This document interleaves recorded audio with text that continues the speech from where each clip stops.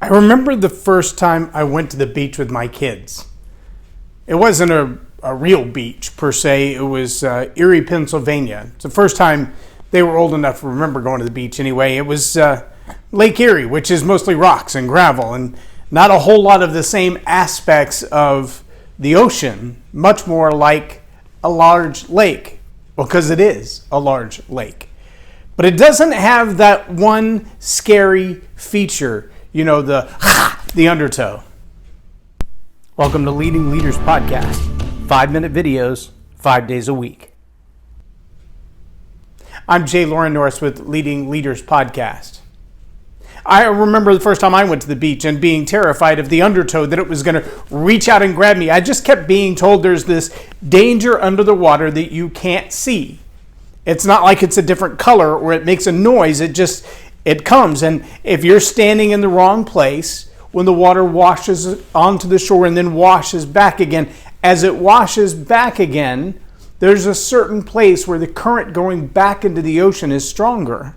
And it will pull you off your feet and suck you under the water and drag you out to sea, never to be seen or heard from again. Or at least that's the way it was explained to me. Now, I've actually seen people struggle against the undertow, and they think they're 8 or 10 feet from the beach and that they can stand up and walk back, and they realize they're A, in over their head, and B, every time the current moves, they're another 20 or 30 yards from the shore, and eventually they reach the place that they're too fatigued to swim back, unable to swim back, and they can get lost at sea. Now, what does all that have to do with leadership? Well, it is the perfect picture. And philosophers, historians, and biblical writers have pondered this notion of contrast, comparison for centuries. They say it like this: a double-minded man is like the waves of the sea. What does that mean? On one hand, you're thinking positive things, energy flowing toward you, everything is moving in your direction, everything is going right. You've had those days, right? You've had those days where everything you're thinking about just seems to come to pass. You think, I need to talk to that person, and your phone rings, and it's them. You think, well, I just need to be able to, get past the next set of bills and get the gas in the truck, and bam, a check shows up from a customer that you've been waiting on for a long time. And these types of things, when that positive energy is moving your direction, all of those things seem to work in your benefit. And then, out of nowhere, this negative thought comes. All of those things that you are resisting, those things that you're fighting against. Yesterday I talked about the chocolate cake and the resistance. Get back, get away from me with the chocolate cake, because I'll eat it, right? I don't want to eat it, I shouldn't eat it, but I do want to eat it. I know it's going to kill me because I'm diabetic, but I want to eat it. You see that double-mindedness, that undertow, that undercurrent that's going the wrong direction? See, there's the thing that we want. There's the will, there's the desire, there's the passion for the positive things, for good health, for moving forward, for being in good physical shape, for living a long time. And all of those positive things to build, to create, to do, to become, they drive us in a certain direction. And then comes the negative things, the memories of our past, the mistakes that we made before, the who that we have always been. And when we get caught between them, they play tug-of-war with our very soul, with our mind, will, and emotions. We are ripped in half over what we think and what we feel and how we choose. Double-minded, like the waves of the sea. At one moment coming in, scrubbing the shoreline. At another moment going out and taking everything from the shoreline back to the depths of the sea. So here's the answer for yesterday's puzzle.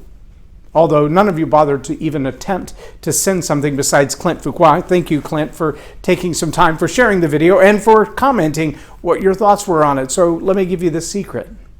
If you really want to learn to have power to fight against the things that you know are keeping you broke, that are keeping you from succeeding in business, that are keeping you from succeeding in relationships, that are keeping you from succeeding in your health, here's the answer. Stop thinking about them.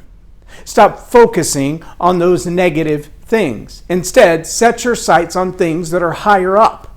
Set your sights on things that cause you to think in a positive direction. Get around people that are more like who you want to be than who you are.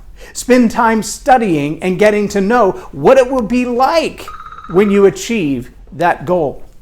When you reach the level of who you want to be, when you're doing the things you want to do, when you've attained the possessions you want to acquire, you're going to feel differently than you do now. But you can get a head start on that by surrounding yourself in environments like that, with people like that, by doing things like that now. Do the things that don't cost you money, that don't cost you heartache, that don't cost you time. But begin to do those things that are more like where you want to be than where you are. Don't be a double-minded human, tossed like the waves of the sea back and forth. Choose a course and love what you want more than you hate what you don't want, because that's the Undertow. I'm Loren Norris with Leading Leaders Podcast for Tell It Like It Is TV. Have a blessed day. Subscribe now for our extensive video library of leadership lessons promoting faith, family, and freedom. Leadership team. If attitude is going to have a deep impact on your business and bottom line, make it a positive attitude with a positive impact. Visit jlorennorris.com/attitude hack.